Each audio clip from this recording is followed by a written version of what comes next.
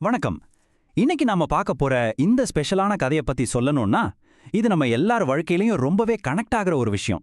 நம்மள பத்தி யாராவது தப்பா பேசிட்டா உடனே அவங்களுக்கு ஒரு பதிலடி கொடுக்கணும்னு நமக்கு தோணும் இல்லையா?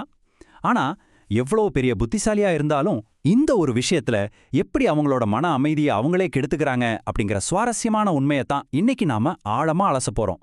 மனிதர்களோட ஈகோ எப்படிப்பட்ட வேலைகளை செய்யும்னு பார்க்கறதுக்கு இந்த கதை ஒரு அருமையான உதாரணம். சரி வாங்க, தாமதிக்காம உள்ள போகலாம். ஆரம்பத்திலேயே உங்ககிட்ட ஒரு முக்கியமான கேள்வி கேட்குறேன். ஒரு புத்திசாலி எப்போ முட்டாளாகிறான்? கொஞ்சம் யோசித்து பாருங்களேன். ஒருத்தர் அறிவாளியா இல்ல முட்டாளா அப்படிங்கிறது அவங்க படிச்ச படிப்புலையோ வாங்கின பதிவிலையும் கிடையாது. அவங்க எப்போ எங்க எப்படி நடந்துக்கிறாங்க அப்படிங்கிறதுல தான் இருக்கு. சில நேரங்கள்ல நாம செய்யற ஒரு சின்ன தப்பு கூட நம்மளோட மொத்த அடையாளத்தையுமே மாத்திரும். நம்ம கதையோட நாயகனை பத்தி பார்க்கறதுக்கு முன்னாடி இந்த கேள்வி உங்க மனசுல ஓடிட்டே இருக்கட்டும்.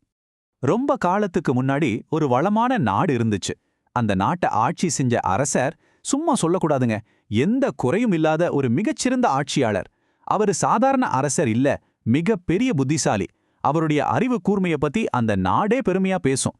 நாட்டு மக்கள், அமைச்சர்கள், ஏன் பக்கத்துல இருக்கிற எதிரி நாட்டு மக்கள் கூட அவருடைய அறிவை பார்த்து வியந்து போனாங்க. எந்த ஒரு கஷ்டமான பிரச்சனை வந்தாலும் ஒரே செகண்ட்ல ரொம்ப சாதுரியமா தீர்வு கண்டுபிடிக்கிறதுல அவருக்கு நிகர் அவரேதான். அந்த அளவுக்கு ஒரு மாசான, எல்லாராலும் மதிக்கப்படக்கூடிய ஒரு நபரா இருந்தாரு. இந்த அரசரோட புகழ் பூமியை தாண்டி சொர்க்கம் வரைக்கும் எட்டுச்சுன்னா வாத்துக்கோங்களேன். அங்க இருந்த 2 தேவதைகளுக்குள்ள இவரை பத்தி ஒரு பெரிய விவாதமே நடந்துச்சு. ஒரு தேவதை, அந்த அரசர் ரொம்ப புத்திசாலிப்பா, அவர் எந்த தப்பும் செய்யாதவர் அப்படின்னு ரொம்ப உறுதியா சொல்லுது. ஆனா இன்னொரு தேவதையோ, அவர் எவ்வளோ பெரிய அறிவாளியா இருந்தாலும் அவர்கிட்ட தேவையில்லாத ஒரு கெட்ட பழக்கம் இருக்கு அப்படின்னு வாதிடுது. ஒரு மனிதன் எப்படி குறையே இல்லாதவனா இருக்க முடியும்னு அந்த தேவதைக்கு ஒரு பெரிய சந்தேகம். சரி, இதை நேர்லயே சோதிச்சு பார்த்துருவோன்னு அந்த 2 தேவதைகளும் பூமிக்கு வர முடிவு செஞ்சாங்க. பூமிக்கு வந்த தேவதைகள் தங்களோட பிளான் ஆரம்பிச்சாங்க. முதல்ல அவங்க 2 பேரும் சித்தி அபிசித்தி அப்படிங்கிற 2 சாதாரண இளைஞர்களா உருமாறினாங்க. நேரா போய் மக்கள் கூட்டமா இருக்கிற ஒரு பெரிய சந்தையோட வாசல்ல உட்கார்ந்துக்கிட்டாங்க. இங்கதான் அவங்க வலைய வினிக்கிறாங்க.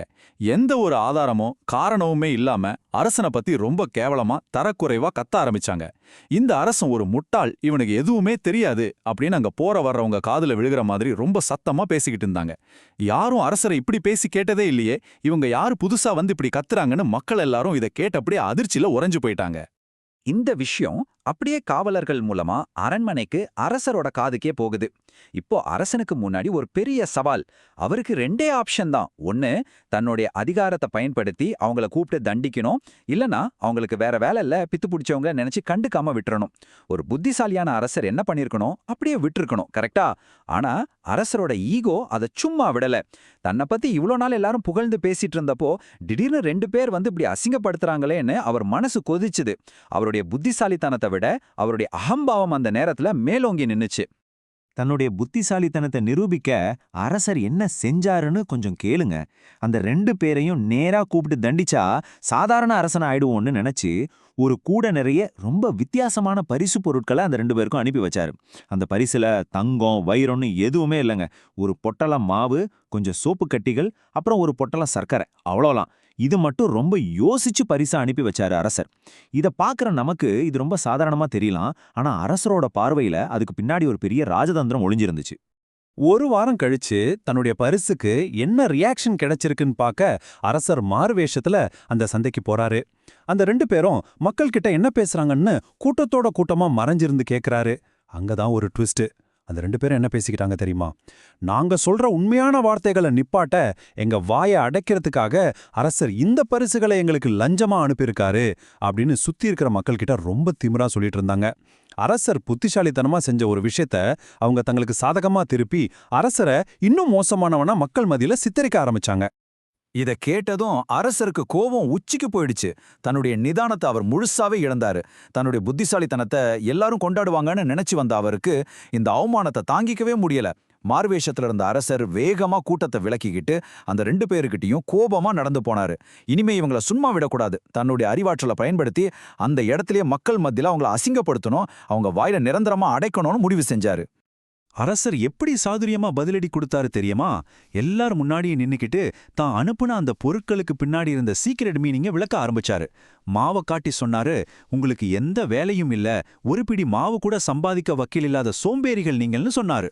அடுத்த சோப்பை காட்டி உங்க உடம்புலயும் மனசுலயும் இருக்கிற அழுக்க முதல்ல கழுவுங்கன்னு சொன்னாரு. கடைசியா சர்க்கரையை எடுத்து, எப்பவும் கசப்பான வார்த்தைகளை மட்டுமே பேசுற நீங்க இந்த சர்க்கரையை சாப்பிட்டாவது இனிமையா பேச கத்துக்கோங்க அப்படின்னு ரொம்ப காரசாரமா அவங்கள திட்டினாரு. அரசரோட இந்த சிறப்பான விளக்கத்தை கேட்டதும் அங்கிருந்த கூட்டமே ஆச்சரியப்பட்டுச்சு. வாவ், என்ன ஒரு பதிலடி, எவ்வளவு சாதுரியமான விளக்கம் அப்படின்னு எல்லாரும் கைத்தட்டி அரசரை புகழ்ந்தாங்க. அரசருக்கும் அப்பாடா, நாம நினைச்ச மாதிரி அந்த முட்டாள்களை ஜெயிச்சிட்டோம், நம்ம அறிவை எல்லார் முன்னாடி நிரூபிச்சிட்டோம் அப்படிங்கிற ஒரு கர்வம் வந்துச்சு. அவர் நெஞ்ச நிமிர்த்துக்கிட்டு தன்னை ஒரு மிகப்பெரிய வெற்றியாளரா நினைச்சுக்கிட்டு பெருமிதமா நின்னாரு. சுத்தி இருந்த மக்களோட கைத்தட்டல் அவருடைய ஈகோவை இன்னும் எகிர வச்சிடுச்சு. ஆனா எங்கதான் ஒரு மிகப்பெரிய திருப்பம் காத்துட்டு இருந்துச்சு. கூட்டத்தோட ஆரவாரம் அடங்கின உடனே அந்த 2 பேரும் எந்த பதற்றமும் இல்லாம சிரிச்சுக்கிட்டே ஒரு வார்த்தை சொன்னாங்க. இவ்வளவு புத்திசாலித்தனமா யோசிக்க தெரிஞ்ச ஒரு அரசருக்கு எங்கள மாதிரி முட்டாள்கள் கிட்ட சந்தைக்கு வந்து இறங்கி பேசக்கூடாதுங்கிற அடிப்படை அறிவு கூட இல்லையே. உண்மையாவே ஒரு புத்திசாலியான அரசர் எந்த வேலையும் இல்லாத முட்டாள்களிடம் விவாதிக்க மாட்டார். நீங்களும் இப்ப எங்கள மாதிரி ஒரு சாதாரண ஆளா கீழே இறங்கி வந்துட்டீங்க. அவ்வளவுதான். அரசரோட ஈகோ சுக்குநூறா உடைஞ்சு போச்சு. அந்த இடத்துல மயான அமைதி. அந்த நிமிஷம் அரசர் வெக்கத்தாலையும் அவமானத்தாலையும் அப்படியே தலைகுனிஞ்சு நின்னாரு. உண்மையான முட்டாள் யார் அப்படிங்கிறது அங்க வெளிச்சத்துக்கு வந்துச்சு. சித்தியும் அபிசித்தியும் தங்களோட அந்த சாதாரண மனித உருவத்தை களைச்சிட்டு உண்மையான தேவதை உருவத்துக்கு மாறினாங்க. நீ எவ்வளவு பெரிய அறிவாளியா இருந்தாலும் முட்டாள்களோட விமர்சனத்துக்கு வீணாக பதில் சொல்ல முற்படும்போது நீயும் முட்டாளாகவே மாறுகிறாய் அப்படிங்கிற அந்த ஆழமான பாடத்தை அவருக்கு கத்துக் கொடுத்தாங்க. அரசருக்கு அப்போதான் தன்னுடைய மிகப்பெரிய பலவீனம் தன்னுடைய ஈகோ தான் முழுமையா புரிஞ்சது. இந்த கதையிலிருந்து நாம கத்துக்க வேண்டிய மிக முக்கியமான பாடம் என்னன்னா, எல்லாவற்றுக்கும் பதில் சொல்ல வேண்டிய அவசியம் இல்ல. ஆமாங்க, உலகத்தில் நடக்கிற எல்லா விஷயத்துக்கும், உங்களை நோக்கி வர எல்லா விமர்சனங்களுக்கும் நீங்க பதில் சொல்லிக்கிட்டே இருக்கணும்னு எந்த அவசியமும் கிடையாது. சமூக வலைத்தளங்கள்லயோ, நீங்க வேலை செய்யற இடத்துலயோ, இல்ல உங்க சொந்த பந்தங்களுக்கு நடுவுலயோ யாராவது உங்களை சீண்டி பார்க்கணும்னு சில வார்த்தைகளை சொல்லுவாங்க. அதுக்கெல்லாம் நின்னு பதில் சொல்லிக்கிட்டு இருந்தா உங்களோட பயணம் அங்கேயே தடைபட்டு போயிடும். இப்படி தேவையில்லாம விவாதம் செய்யறதால உங்களுக்கு என்ன நஷ்டம்னு கொஞ்சம் யோசிச்சு பாருங்க. முதல்ல உங்களோட பொன்னான நேரம் வீணாகுது. ரெண்டாவதா, உங்களோட சொந்த வளர்ச்சியில உங்களால முழுமையா கவனம் செலுத்த முடியாது. உங்களோட இலக்கு திசை மாறி போயிடும். மூன்றாவதா, எந்த ஆதாரமும் இல்லாம விமர்சனம் செய்யறவங்களோட கீழான நிலைமைக்கு நீங்களும் இறங்கிடுறீங்க. எல்லாவற்றுக்கும் மேலாக உங்களுடைய மன அமைதியை நீங்க முழுசா இழந்துடுறீங்க. ஒரு விவாதத்துல நீங்க ஜெயிச்சாலும் சரி, தோற்றாலும் சரி, கடைசியில உங்களோட நிம்மதி என்னவோ காத்துல பறந்துடும். இதோ உங்களுக்கான இறுதி கேள்வி. ஒரு அர்த்தமற்ற விவாதத்தில் ஜெயிப்பதற்காக உங்களுடைய மன அமைதியை இன்று நீங்கள் தியாகம் செய்து கொண்டிருக்கிறீர்களா? கொஞ்சம் ஆழமா யோசிச்சு பாருங்க.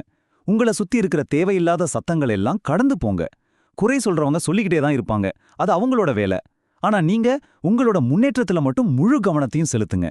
உங்களோட வெற்றியே அவங்களுக்கு மிகச்சிறந்த பதிலடியா இருக்கட்டும். இந்த அலசல் உங்களுக்கு ரொம்ப பயனுள்ளதா, சிந்திக்க வைக்கிறதா இருந்திருக்கும்னு நம்புறேன்.